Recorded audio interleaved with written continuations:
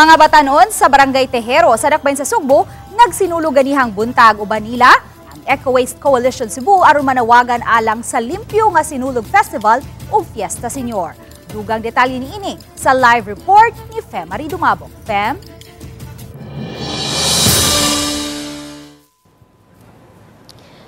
May gisugdan ang pagsinog alas 9 ganihang buntag diha sa Barangay Tejero. Di nang uban kanila ang nagbitbit og placards nga adunay suwat nga nanawagan nga dili patakaglabay sa ilang mga basura, ilabi na atol na unya sa Sinulog Grand Parade.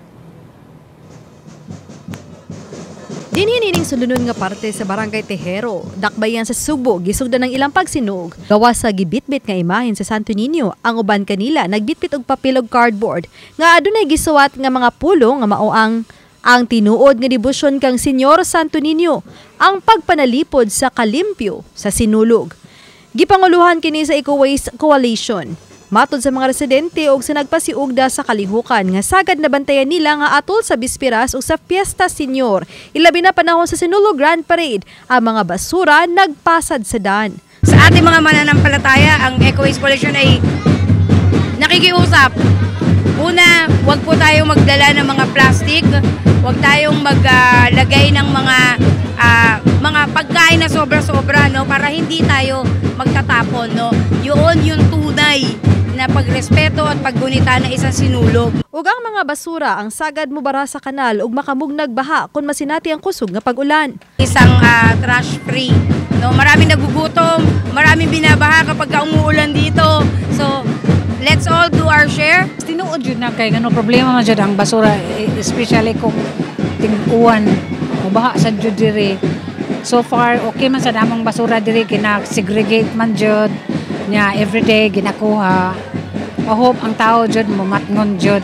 Hinuon ang kagamhanan sa dakbayan sa Sugbo pinaagi sa mga kawanay sa Department of Public Services ang manglimpyo dayon sa kadalanan sa dakbayan kay dahuman dayon sa kasaulugan. Samtang ang kagamhanan sa dakbayan sa Talisay aron masiguro nga di makatampo og basura diha sa kadalanan sa dakbayan sa Subo atol sa Sinulog Grand Parade ang ilang mga contingent sa Talisay City. Magpadala sa ilang mga personnel ang Ecological Solid Waste Management sa Talisay City aron mo imuhipos sa mga basura sama na lang sa mga plastic bottles.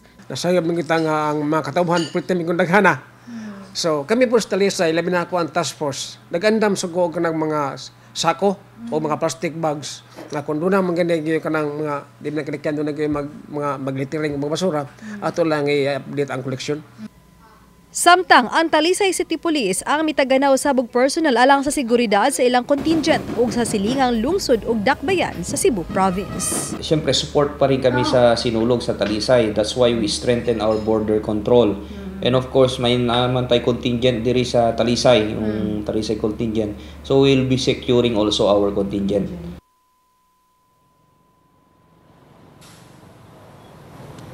Sa laing bahin may aniata karon dinhi sa Pier 4 dinhi sa dakbayan sa Sugbo din sa tuang likod nga bahin mao kana ang barko nga gamiton isip opisyal nga galyon alang sa fluvial procession nga himuong karong Sabado sa kadlawon. Kini ang himuong opisyal nga galyon nga sakyan sa imahin sa Senyor Santo Niño. Matud pa man gipanag-iya kini sa usa ka pribado nga shipping company. Ang maong galyon, ang maong barko matud pa bag-o pa kining gama og mahimo kining maka-accommodate og 450 ka mga passengers og ang kining maong galyon niya karong fluvial procession ang gitawag kini og ginganlan kini og MV Santo Niño de Cebu. May Daghang salamat, Fem Marie Dumabog.